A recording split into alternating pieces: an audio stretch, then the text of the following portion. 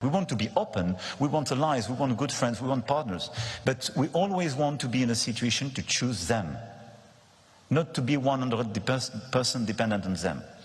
European sovereignty is not just a concept or a fantasy, but it's absolutely, in a dangerous world, a necessity to live, dream for ourselves.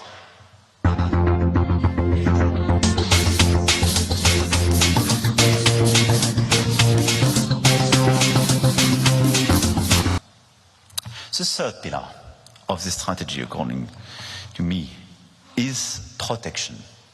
Protection of our interests. This is, I would say, the defensive side of this offensive strategy I mentioned with industrial policy.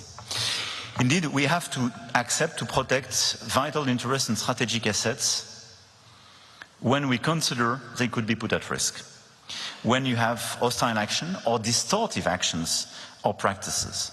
And I think this is very important. Based on security and public order criteria, the EU has, for the first time, equipped itself with a tool allowing to block or ban holdings or foreign acquisitions. This brings us to Macron's third pillar, protection of European interests.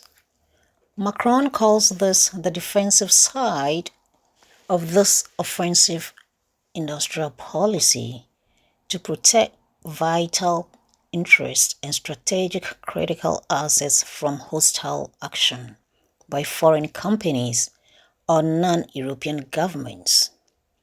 According to him, in future, the EU must block or ban foreign acquisitions in strategic sectors. This includes protecting energy companies, ports, cyber infrastructure, cybersecurity, critical infrastructure, digital sovereignty, and defense technology. How suitable for France on the protection of European interests. On the other hand, the French policy for national interests for their African colonies are that French interests and companies are supposed to be prioritized in public procurement and public bidding.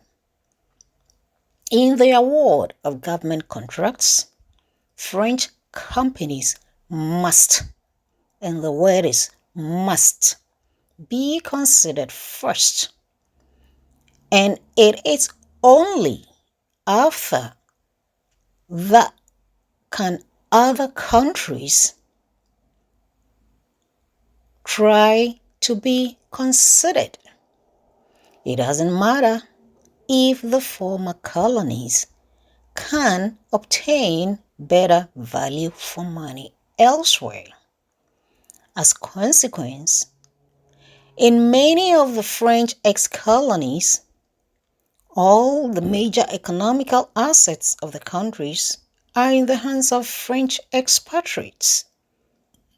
In Côte d'Ivoire, for example, French companies own and control all the major utilities, for example, water, electricity, telephone, transport, ports, and major banks.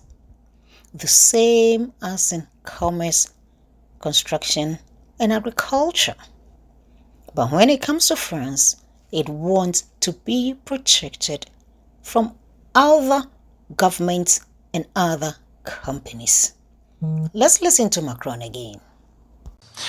The fourth pillar of our doctrine, according to me, would be reciprocity. And it would constitute, in the context of a more transactional and mutually beneficial approach, a very important circle of action of the EU. I know that the reciprocity dimension, which is certainly the most demanding, will be fully sustainable. We should stop signing and accepting trade agreements with governments and people which don't respect Paris Agreement and our biodiversity commitments. Otherwise, the fourth pillar of Macron's plan is reciprocity. Macron describes this pillar as a transactional and mutually beneficial approach to a new generation of trade agreements. He advocates that we should stop signing and accepting trade agreements with governments and people which doesn't respect Paris Agreement and our biodiversity commitments.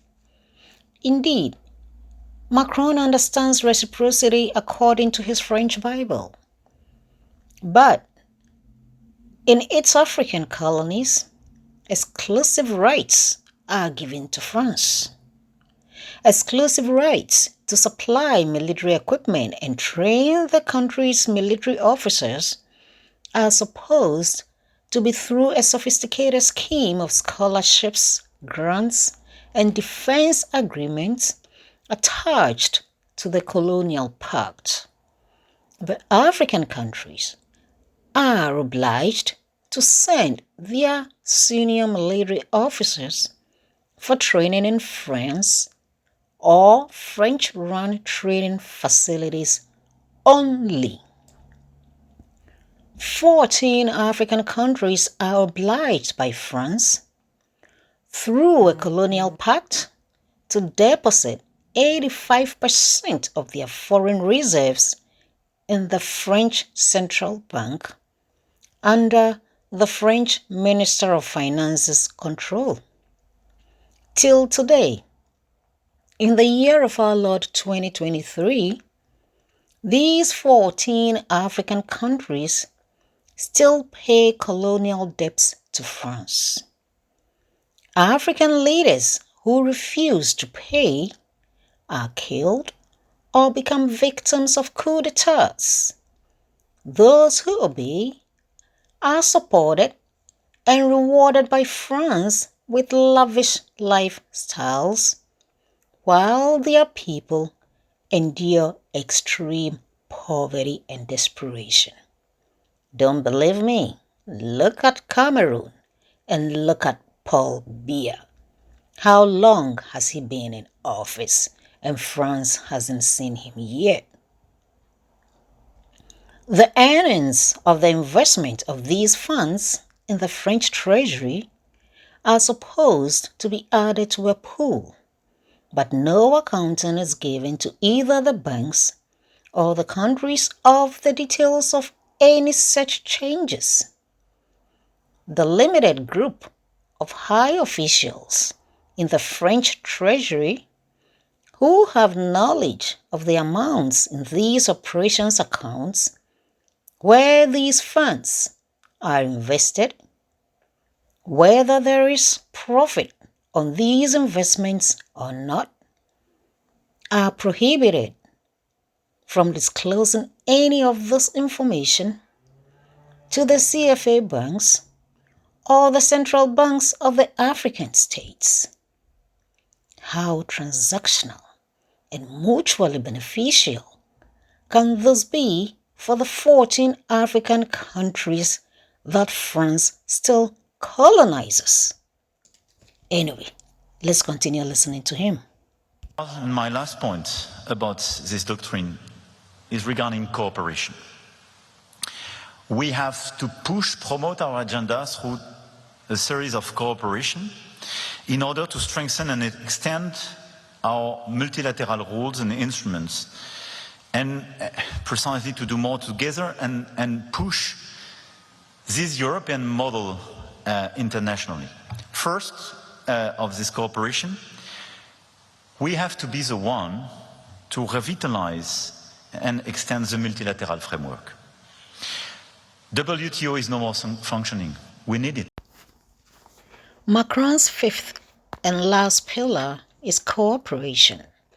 He asserts that we have to push and promote our agendas through a series of cooperation in order to strengthen and extend our multilateral rules and instruments, and precisely to do more together and push this European model internationally. This pillar would, for instance, entail revitalizing the WTO and a commitment to ensure compliance by third countries with high European Union standards. as a condition for access to the EU single market, fundamental rights, due diligence, protection of endangered species and environments, and the fight against forced or child labor can be enforced. Isn't it ridiculous that a country that is allergic to EU standards when it comes to their cooperation dealings with Africa has the audacity to lecture the rest of the world on how to respect such standards? During the introduction of the euro currency in Europe, other European countries came to learn about the French exploitation scheme. Some, especially the Nordic countries, were appalled and suggested that France get rid of the system, but France didn't budge. The $500 billion from Africa to its treasury is their cash cow, and that is what matters most. So much so that in March 2008, former French President Jacques Chirac said, and I quote, "Without Africa, France will slide down into the rank of a third world power." Chirac's predecessor, François Mitterrand, also prophesied in 1957 that without Africa, France will have no history in the 21st century. France upholds this evil system, which is even denounced by the European Union. But here we are, with its President Macron trying to lecture us on cooperation and multilateral rules to ensure compliance by third countries with high European Union standards. Which standards are we talking about here? Anyway, let's listen in again.